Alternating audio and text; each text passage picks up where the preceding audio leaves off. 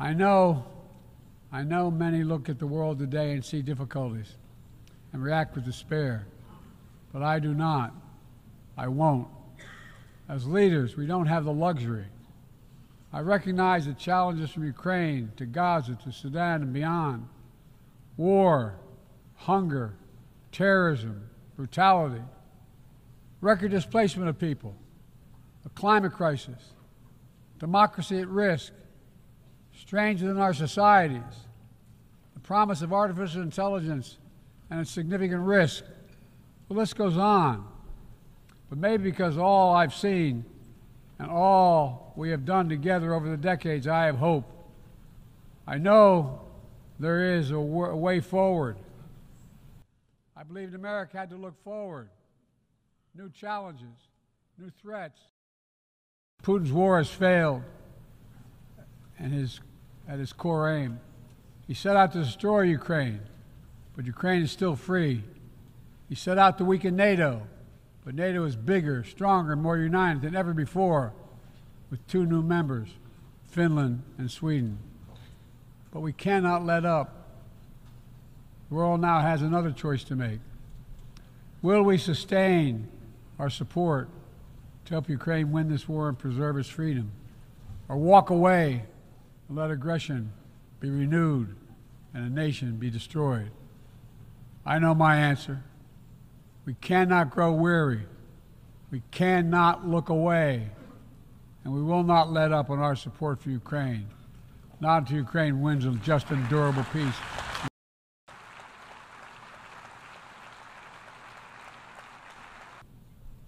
We're also working to bring greater measure of peace and stability to the Middle East. The world must not flinch from the horrors of October 7th.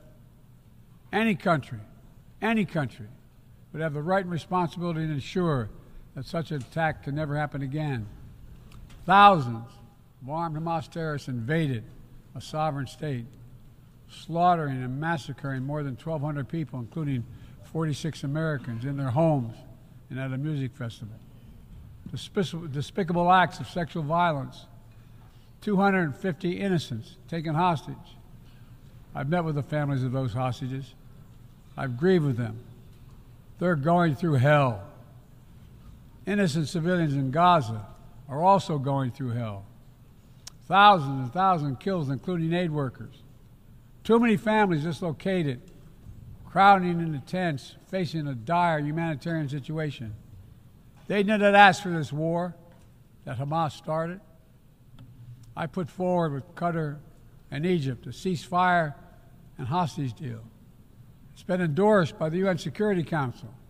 Now is the time for the parties to finalize its terms, bring the hostages home, and secure security for Israel and Gaza free of Hamas' grip, ease the suffering in Gaza, and end this war.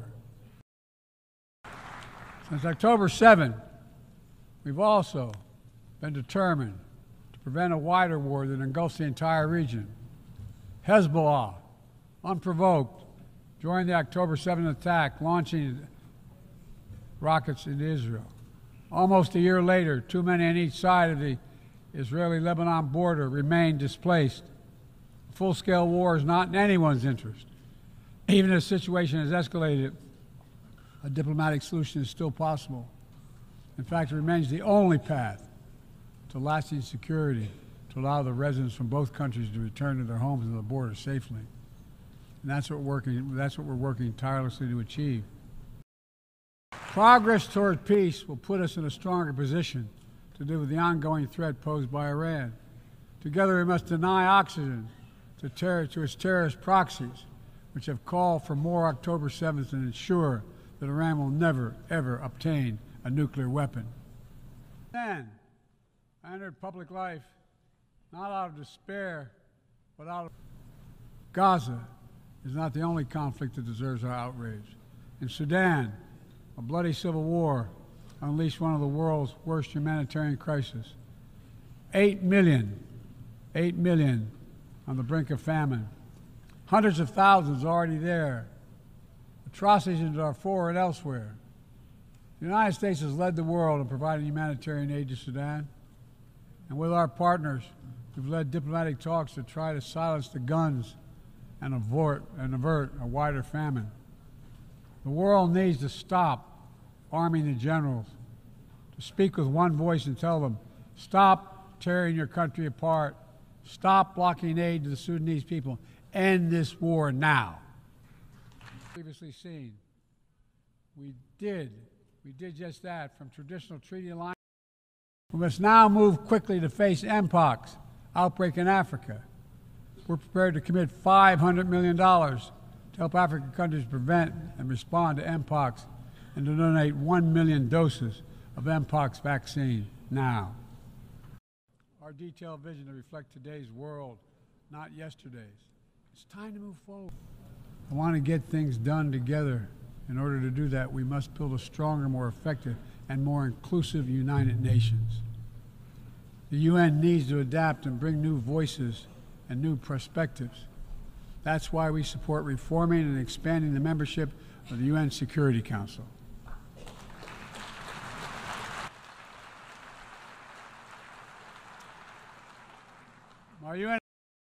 But AI also brings profound risks, from deep fakes to disinformation, to novel pathogens, to bioweapons. We've worked at home and abroad to define the new norms and standards.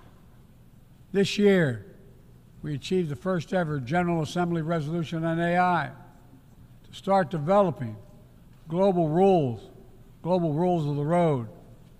We also announced a declaration on the responsible use of AI, joined by 60 countries in this chamber. But let's be honest, this is just the tip of the iceberg, what we need to do to manage this new technology. Nothing is certain about how AI will evolve or how it will be deployed. No one knows all the answers. My fellow leaders, it's with humility I offer two questions. First, how do we as an international community govern AI? As countries and companies race to uncertain frontiers, we need an equally urgent effort to ensure AI's safety, security, and trustworthiness. As AI grows more powerful, it also must grow more responsive to our collective needs and values. Any one country, I've seen it all around the world. Even as we navigate so much change, one thing must not change. We must never forget who we're here to represent. We, the people. These are the first words of our Constitution, the very idea of America. They inspired the opening words of the UN Charter. I made the preservation of democracy the central cause of my presidency. This summer, I faced a decision whether to seek a second term as president. It was a difficult decision. Being president has been the honor of my life. There's so much more I want to get done. As much as I love the job, I love my country more. I decided after 50 years of public service, it's time for a new generation of leadership to take my nation forward. My fellow leaders, let us never forget, some things are more important than staying in power. It's your people.